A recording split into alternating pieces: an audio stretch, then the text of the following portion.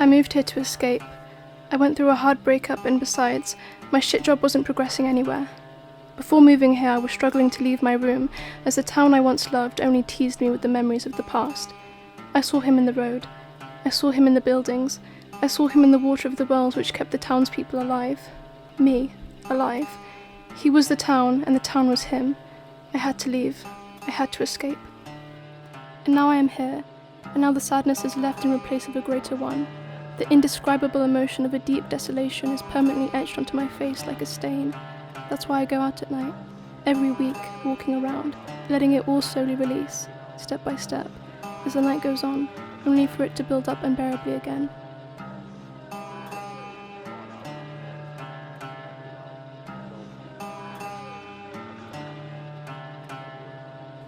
Then I would start to see him, sitting or standing under lamps. I wonder if he's here for the same reasons as I. I like to think so. It reassures me. Sometimes I would stay with him under the lamps, while I thought about what he might be here for. We've only spoken to each other once. It was the last time I saw him, and I have a feeling that I will not see him again. I hadn't made any friends yet in this new town.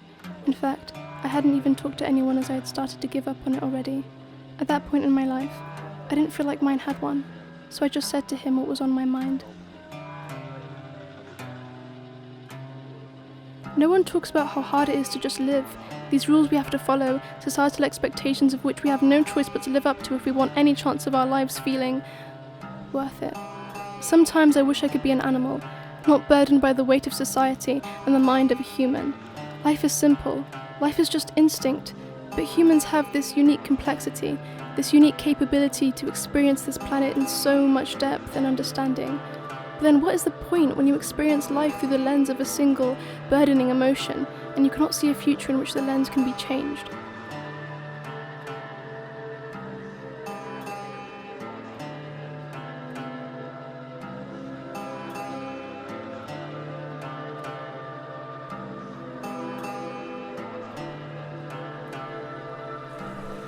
He said to me,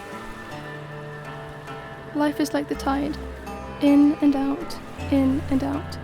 How can you know what success is without failure? How can you know love without hate and heartbreak? Right now the tide is high, let it slowly ease back out, so you have some room to breathe, to think, and to love again. Life is like waves, waves of feelings, waves of flourishment. Sometimes you can catch a big wave and ride it for a while, but all waves crest, all waves peak, and all waves must eventually crash down onto the sand, but there are always other waves in the sea to ride. Life is like sand. Sand is the result of years and years of progression, which have turned into the sand we see today.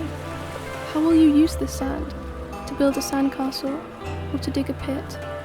But remember, the tide and the waves will always wash these things away. Maybe next time you can build a sandcastle instead of digging a pit."